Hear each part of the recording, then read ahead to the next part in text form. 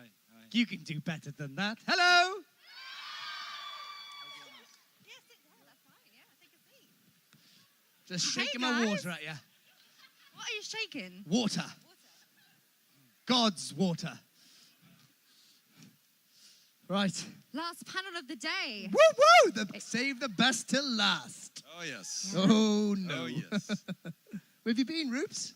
Just sitting, waiting. And I had no idea I was meant to be here, so I'm sorry for keeping you waiting. But I was here half an hour early. I know, but you're keen. Too keen. I was talking to Tom. That's the panel, guys. Great, thanks. You guys had a good day today? Lovely day. Yeah, lovely. It's a bit quieter than yesterday. It's calm. It's been lovely. It's been a very nice day. Any crazy fan moments? Has anyone given you anything a bit weird? No, not enough. There's still time. No. So after this panel, go over to the autograph section. Just give Rupert And everything. do something strange. That'd be great. Thank you. Yeah, no. So it's been lovely. Love a Sunday Comic-Con. Woo! Okay, so to spice this interview up, because it's the last panel of the day, we want to have a bit of fun. We're going to play a little game. Ooh. Wow. The game went so well yesterday. Yes. Who was here yesterday for their panel? Okay, I'm we've got a few, sorry. we've got a few. And you're back for more? Silly, silly, silly. Okay, so in the middle of the stage here, we have a magical egg. Ooh! There you are. A dragon's egg. John Hurt baby. See, I'm not even Kilgara's going to do love any child. work. I'm just going to sit here and let them ask themselves questions. What are they? The So question. you need to Questions. open it up. They're questions. All right, can we take Okay. one? Yeah, take one. Sure. Anyone. Okay, I'm taking this bad boy, Roops. Okay. Right. Who's going first? Rupert. Do I say what the... Yeah, okay, you this can is read it not a out game. and Okay. go in depth. It says, the last time I was mistaken for someone else. In fact, that was yesterday. I was trying to think about when it was a guy queued for a while. I mean, a long time, actually. My queue's been insane. And he got to the front and went, oh, you're not in Game of Thrones. I went, no.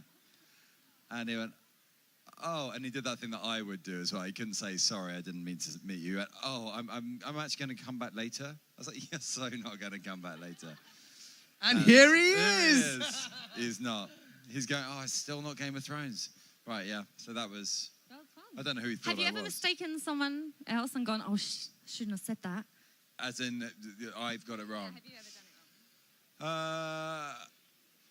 I'm sure I have. There was a long time, I'm friends with the Phelps twins from Harry Potter, and there was a long time where I used to get confused, but I'd be more scared of getting it wrong. And so I would be so slow, and so I think they must have thought in the beginning, is he all right? He seems to talk very slowly.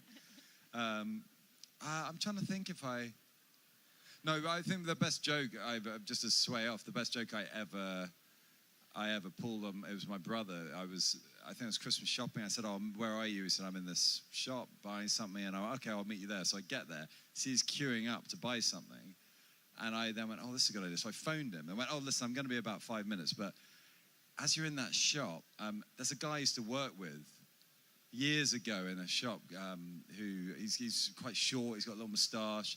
I could see the guy about to serve my brother. And he went, is his name David? And I went, yeah, how do you know that? And he said, he's about to serve me. I went, no way. He said, yeah. He said, little guy with a moustache called David. I went, yeah, say hello from Rupert. So I watched him go, hi, Rupert says hello. And this poor guy was like, what? He goes, yeah, he used to work at the Gap years ago. And he's like, no, I didn't. And it was generally, it made me laugh a lot. And my brother was like, and then I was crying on the floor with laughter. So. Such a nice brother. So lovely, yeah. We don't talk anymore because of that. But it was funny at the time. Yeah. Go on, Alex. Oh, this says, last time I table flipped. When did you get angry last? Right, okay, because I was thinking when I actually flipped a table. Yeah, I get it. Hulk out, No, yeah. I get it. Or flipped off a table, like backflipped. Back in my I've seen him gymnastic do days. that, I right? cannot. I will Off break the my stage? neck. I will break my neck. Last time I got angry was last night when I took Rupert and Emmy from Umbrella Academy and Asa Butterfield for a curry, and they didn't appreciate it. Hang on, we appreciated Taught you it. guys First thing well. we did, we walked in, Rupert went, it's a bit bright in here. I'm like, how is that my fault? That the lighting in the curry house isn't to your satisfactory? Like, and then suddenly everything that came out was, because I boasted and said it was a 4.8 on TripAdvisor, and then everything that came out, they would judge it by stars and say, well, this is more like a 3. This is a 2.8. Was he more Alex. diva on set as well, I bet? It wasn't diva. If I'm promised something and it doesn't get delivered, then I get a bit upset. It's like, if it's like, we're going to go to this all right Indian place, I go, fine. But it's like, this is one of the best you'll get. We get dropped off literally on a roundabout on a motorway, and there's this... It was. Welcome to Birmingham. No, I've been here before and had a very good curry in the past, but I'll let Alex make the decision. And I was slightly disappointed. Slightly. So yeah, last time my table flipped was last night. There you go. Go on. Are we doing another one? Yeah, keep going, great, keep going. great, There's great. a lot there. Right. You guys can wait Come on, around, Kilgara. right? Open up your Don't juicy be- egg. You didn't hear that from me. I don't want that one. You do that. No, I don't want that one. They're the pink ones. Oh, last time I Netflix and chilled. Oh! This is supposed to be This friendly. That's kind of naughty, It's a isn't it? family-friendly event, yes. So I'm going to take it literally. And when last time I put Netflix on and was relaxed as opposed to anything. Last time you just watched Netflix. I think it's on the train coming up. What did you watch? I watched a French series called Call My Agent. Yeah, the Love second Call My series, Agent. Yeah. Sounds- yeah. yeah. Oh, Very good. 10% if 10%. you're French. Yes, which was very good. I actually watched only half the episode because I got into the state. You Under don't a need to know tunnel. that. Yeah. Lost No, signal. I downloaded it. A great feature you can do on Netflix. Smart. Yeah. Always thinking ahead.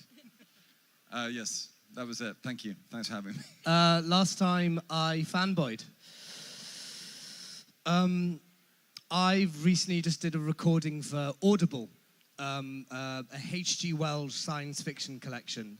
And I'm doing the first Men in the Moon. But the people that are doing also the narration for the separate series was David Tennant, Jason Isaacs, Sophie Okonedo, and Hugh Bonneville. So, and we all had to have a group photo. We recorded it all separately, but we all had to have a group photo for this science fiction collection.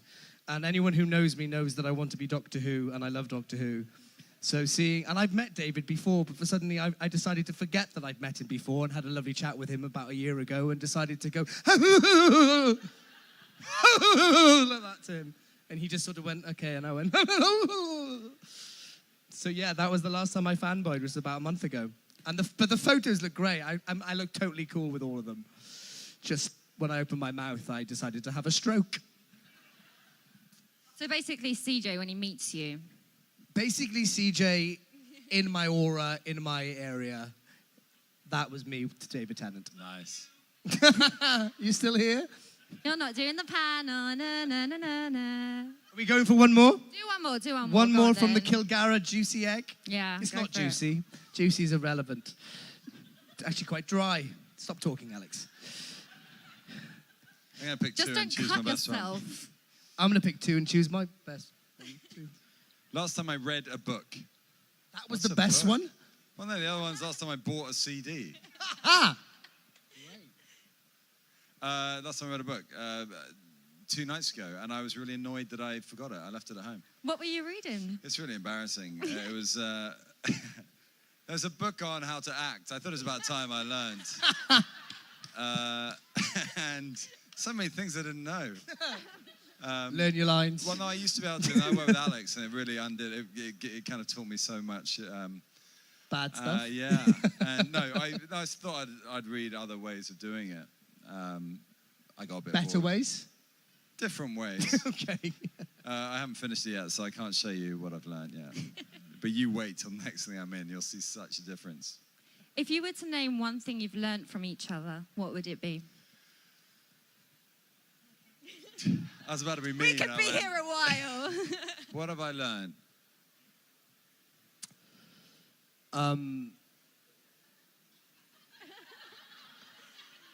tumbleweed.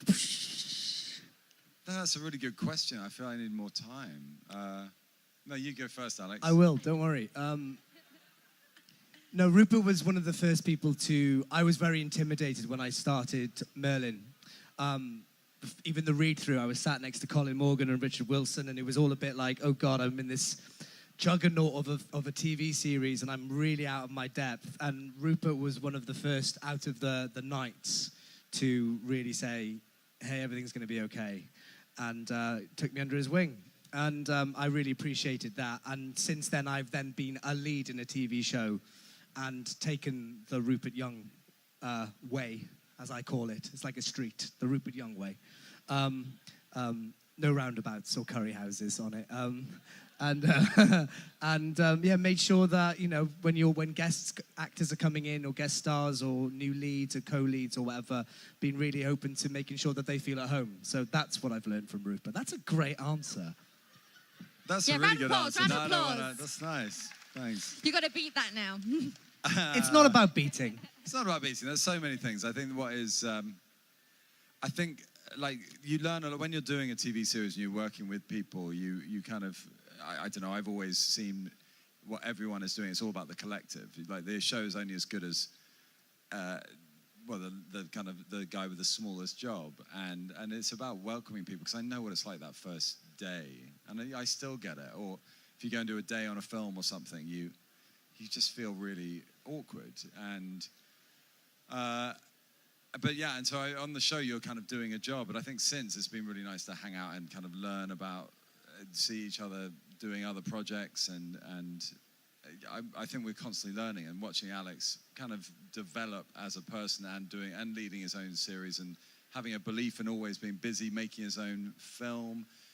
I'm in awe of people who do that, especially him. Like, I talk about doing things, but it's very easy to say I'm going to make a film, or I'm going to do this, or I'm going to do some directing. But to actually do it is much harder than it looks. A lot of things in life, it's about getting outside your comfort zone and being brave. And I think I've learned about how to be, I suppose, braver, or try and be braver, like Alex is. So that's what I'm saying. Isn't that lovely? That's genuine as well. That's really Feel genuine. the love in the room right now. Yeah. And then just to answer my last question, last time I regretted a job, Merlin. Can you? Yeah. No, that's not true. That was the last time I regretted someone taking a job. What are you guys working on at the moment? Anything you can tell us? Tell them about your film. That's never going to come out. No, Well, it keeps getting pushed and pushed. I did a film last year, a small part in a film, which is, I think, coming out next year now, called The Secret Garden, which is going to be, the bits I've seen, beautiful, and it's Colin Firth's in it, and it's, yeah, I think it's out next April now, because I didn't realize with these big films, sometimes they need to find the right slot, and they need to see what people think of it. They show screeners, and they change a lot. So that's something I'm doing, and I've been doing a bit of theatre, which has been lovely. And so, yeah, I'm kind of busy and just waiting on something else, trying to decide whether I want to do another job, which I'm just umming and erring about, because it's a big commitment that I don't know if I want to do it yet or not.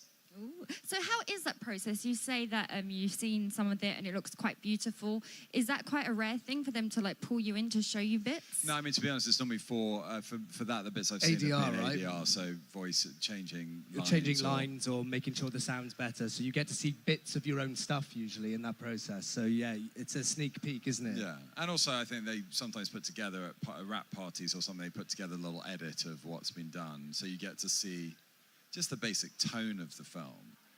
And so you do get to see things. And it's kind of nice, and it can also be quite scary, because you sit there and go, oh, why did I do it like that? Or, oh, why did you choose that take? I was really good in my head, and that, you know. So, but yeah, I think it's nice because I haven't got too much to do in it. I can sit back and appreciate how good the other people around me were. And yeah, so it should be good. Alex, what are you working on? I'm shooting a feature film based on a book called Blue as the Sky in August and September in Wales, funnily enough. So yeah, we've got, we're just starting the process of assembling all the cast together. But yeah, it's it'll be a feature that won't see the light of day for probably, like we were saying, probably 2 years from now. But doing that, doing lots of cons, waiting for my directorial debut to go for colour grade. And then once the colour grading is done, we're sending it off to festivals. So anyone that's contributed financially, because we raised money on Indiegogo to make the film, that film will start gaining momentum, and will be out towards the end of this year. So, yeah, sort of busy, waiting for stuff to happen, as usual, as is acting. So keep an eye on their social media posts, because I'm sure you guys are going to be posting. Rupert's off Twitter. I am. Just a bit for Lent. It's making me... Rupert's given up Twitter for Lent. Yeah. And I've taken up Rupert's Twitter for Lent, so I'm also doing his social media as well. Yeah. Just loads of shit jokes. Sorry. Beep! Loads of bad jokes. Any questions from the audience? Okay. Put those hands really high so I can see them. Good luck, Tabby. Hi. Hi! Hey! I wanted to ask about the costumes in Merlin, because you have the big capes and the chainmail, and what was it like acting with those kind of costumes? Slow. We all went in slow motion, didn't we? Trying to get them off. We used to say, it was, to be honest, you know when you're cast as a knight, you know you're going to wear chainmail and a cloak. So it was cool. You got used to it. The cloaks were really long. If you tried to run, Someone would stand on it. Easy to trip, but it was cool. And it was quite fun, because if it was a boiling hot day, the chainmail got really hot. So if you're on a horse, it'd be fun to go up and just push someone's hood up against their neck and burn them. Or it got very cold. It was good. And it was really cool. The chainmail was always a bit like, they actually spray painted it more like grey to make it look a bit dirty. So they built these like special like snood hoods for us, because once we had our makeup done, we'd put the last bit of the chainmail hood on, but we'd end up having like just silver in our ears and on our face, and so they built these little like snood things just to get our faces through, like a condom, like a chainmail condom. Thank you for a beautiful question. Did this condom or any other clothes go back home for you to take? And Did I take the chainmail condom home with me? Yeah. Alas, no. I've got all my chainmail and cloaks, but I don't think I had one. I didn't get one of those. I'm not as, yeah. You were too tall, they could never reach you. I couldn't, no. You have a little step ladder. Anyway. Hiya. Hi! Hi. Merlin was such like a big part of like my childhood growing up and stuff, and I absolutely loved watching it. So like, what was the most memorable part of like filming or the show for you guys? My first ever day was half of the Brecon Beacon mountain covered in fake snow, which was just dirty tissue paper. A guy on a step ladder holding a green ball head stick thing with a cigarette in his mouth. He was called Nick. He was from the art department. And I was there in my full Mordred guise. And there was a green cloak thing on the floor which had to resemble a ravine that we had to jump over, that they would do later in green screen, that no one told me. I was like, why is there a green cloak on the floor? They were like, that's the water. I'm like, no, it's not. That's a green cloak. And there was this guy, Nick, on the art department with a green stick in a head. I'm like, all right, Nick. He's all right. I'm like, what are you holding? He's like, the dragon. I was like, that's my first day for you. I was like, sure. And I ran away. No. I phoned my mum and I was like, Mum, I'm so out of my depth. I can't act to a green stick on a head. But yeah, no, it was great. It was just. I came from a very small, independent army drama in Ireland with no green screen called Privates, and then I literally started the following Monday, and it was just the budget and the cast and Nick with his cigarette and his John Hurt thing, and it was just too much for me. That was my most memorable moment. Rupert? My most memorable, I think the first thing that really stood out was end of season 2 when we had this massive battle and the dragon attacked. And that was just, it was incredible. We did these night shoots for about a week, and it was raining in the castle in France, and there were flame throwers for the dragon. It was just the most epic thing I've been a part of. And the thing is, the battles got bigger and bigger, but that memory for me was just amazing. It was something about the fact it was raining, and it was was about 3 a.m. that we were running back and forth, and it really felt like this is a really exciting show to be in, and there were fans watching, and it was a joy. Yeah. Hi. Hi. I'm also loved the show growing up. It's one of the reasons I took up writing. But besides the point, my question is, what is the strangest scene you've had to film on the show? Yeah, Don Merlin. Yeah, mine just the Dolma. Woo woo! Big up to the Dolma. Colin Morgan in a fat suit and a bra, doing a weird voice. Set it down by the lake. I couldn't keep. I think I did 20 fluffs of the take. There's an actual bit on the bloopers where Bradley's going, "Are you the Dolma? The Dolma, later of Aaron Yard?" And I'm just like, "Ha ha ha! Colin's wearing a bra." Yeah, I ruined that. Alice Troughton was not a happy director. She was like, "Alex, honestly, we're losing light. You've seen Colin now for about 2 hours. It stopped being funny." And I'm like, so yeah, that was one of the most outrageous things ever. I think I had to have a fight with a skeleton. I don't know if you remember that, which was the strangest thing because obviously the skeleton was added later in CGI. And for a long time, yeah, literally, I learned this thing with the stunt guy and then this routine, and then they took him out. But I had to then remember, so I learned my moves, but I had to remember the skeleton's moves attacking me. And it was one of those things that you feel so vulnerable with the whole crew watching you literally having a fight with yourself. And for a long time, I was convinced they were going, "We haven't actually got a skeleton at all. We just want to make like an it initiation really, process, really yeah. stupid." It's like fraternity yeah, stuff. It was so, so embarrassing. Love if you went to watch the series back and it was just Nothing. Nothing. There's just an outtake. What was that scene? We just decided to film Rupert just messing it's about. It's on the internet. Yeah. Or it turned out not to be a skeleton. It was like, I don't know. Anyway, carry on. Sorry. Next question. Hello. Hi, I also grew up with the Merlin series, and I was really upset when it ended, and especially the way it ended, and I want to know what you thought of the ending. I really liked it. Oh, stop it. Stop it. It's over. Get over it. No, I'm joking. I really liked it up until Colin dressed as Hobo Merlin. Merlin in modern day with a sort of beanie and a big beard, just walking around hitchhiking from lorries was a bit strange for me. But up until then, I really enjoyed it. Because I felt like we knew we were ending. We had to end it and had to wrap it up. I know there's been lots of gripes, but for me, I was content. Although when the episode did air, I did run away to Sweden for 2 weeks, knowing full well the backlash that I would receive. So I decided to leave the country. So I'm sort of with you on that. Yeah. No, I think it had to end in a definitive way. The fact it was Christmas Eve.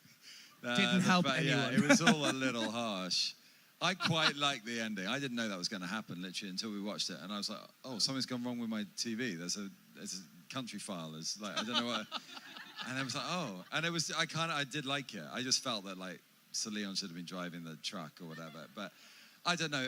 There were so many endings that could have gone on.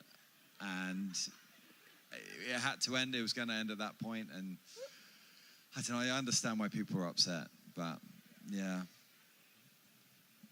I was still alive, so I didn't care. Sir Leon lives. Yeah. Hello. Hi. Hi. So I have a question from my friend Christina in Canada. Hello, Canada. Yeah, Oh, she's actually there. she's actually here. That is amazing. Can we bring her with us? Hi. How's Canada? Do you know the question already? Because I can't hear her. I think so. No, hang on. Oh, you've got the Put headphones. the microphone to the phone. Can you hear her now? No. Put the microphone to the phone, Alex. Christina? Christina, you're live on the live stage. Look, there's everyone. Say hello to Christina, everyone. Hi, Christina!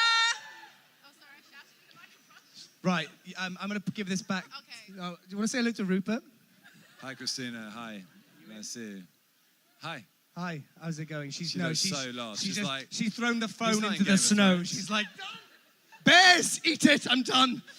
I'm sorry, that's a massive generalization of Canada, isn't it? Snow and bears.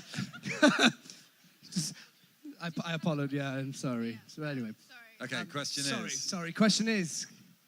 Her question was, if you could resurrect anyone from the show, who would it be? Who and would we why? resurrect from the show, and why? And why? Yeah.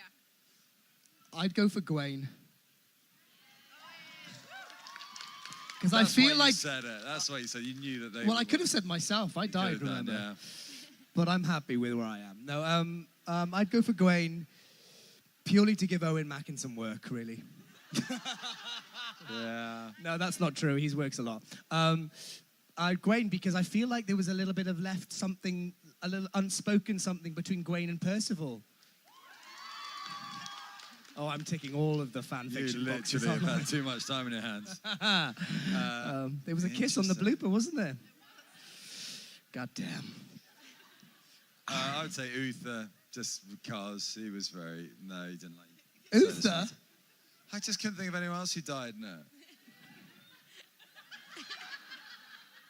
I would bring back Asa. That's what I think. It was. Yeah. I mean, sorry, Mildred. I'd bring back Asa Butterfield. Yeah. Generally. He's here. This young lady has sat throughout the whole panel with her hand up, so dedication. There we are. Hello. Hi. How different is it to be performing to a camera than a live audience? I would say Well, very good question. different. It's a very good question. We've both done theatre, haven't we? Yeah. I would say it is very different. With live theatre, you get to witness what people think. You get to develop things. So one night you could do something and people find it hilarious. The next night you go, hey, I'm about to do this bit they love. And then you do it and no one laughs. And you go, oh, okay.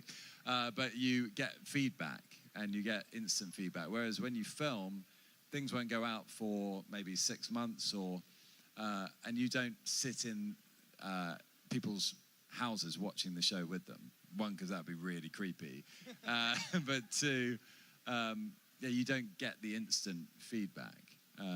So it is different. I think in terms of acting, it's very similar. You're still making the same choices. You just you're still working the same way, but it feels that it's a different medium. And you also get to rehearse a lot more in theatre. So you rehearse something for 4 weeks as opposed to turn up, say your lines, stand on that spot, which is telly.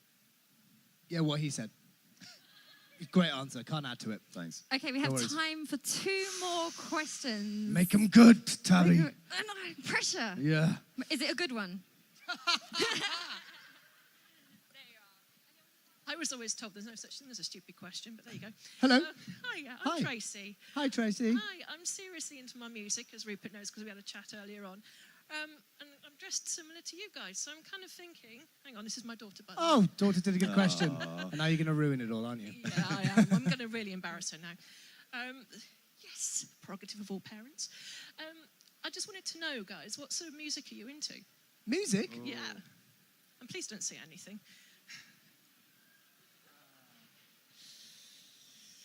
Okay.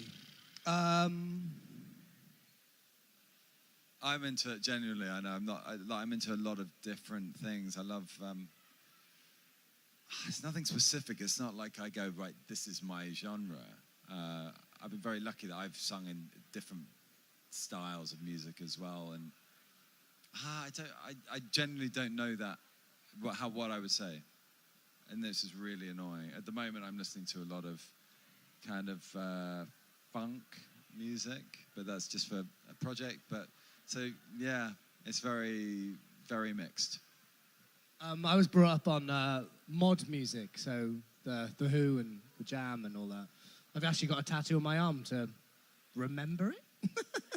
Quadrophenia was my first ever album that I listened to as like a 4-year-old. And then just grew up with my stepfather, who's a big influence on me in terms of music. So punk, went to CBGB's in New York, so I'm really into the Pistols and the Clash and the Ramones and all that sort of stuff. So yeah, they're my go-to. But then I listen to Radiohead. Also listen to Bruce Springsteen. So it's a cacophony of a mess of, anything that's good, really, isn't it? Good music we listen to. We listen to good music. The best music. Okay, this is the last question. Hello, Merlin. Hi.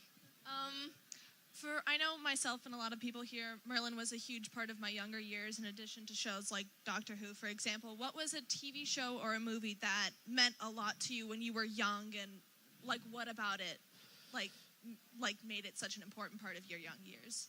I think I remember the first thing I love the A-Team, but I loved a show called Dempsey and Makepeace, which was about this American cop who fell in love with this British policewoman, and and I still remember I had the replica gun, the Magnum 357, and I wanted to be Dempsey so badly because he was so cool. So that was I think it was a Saturday night show that was. I think they should reboot it. I think it was genuine. It was probably terrible, but at the time I was desperate, and I've been in the same room as Dempsey and Makepeace because they're now married in real life to make it even more exciting. So that would be it. Yeah.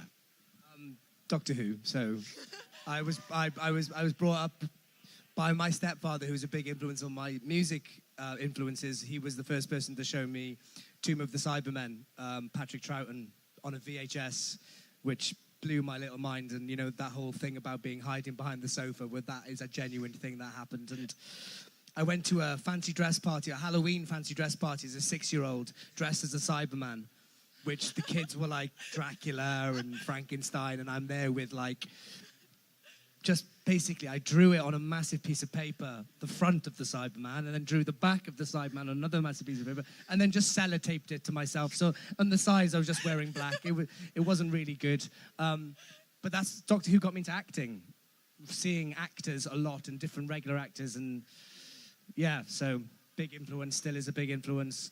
Big up for Jodie Whittaker, great doctor. Great doctor. So yeah, I'll be number 16 or 17. I'll be still going. It'll happen, even if it's just me in my living room on a mobile phone. Great. Well done. Thank you guys for all the questions, and thank you to you two. Thank you very much. Thank you, Rupert. Thank you for joining us on the Well live done to stage. you Yeah, too. give us Well a round done of to you applause too. for Rupert and Alex. Thank you. Thank you very much. Goodbye, MCM. Bye-bye. We love you. Thank you. Fiddle Pip. Don't go anywhere, guys, because I'm sure we got some more bags to give away if you haven't got any just yet. Just to remind you, before I leave, it's still here, hasn't been wiped off, baby.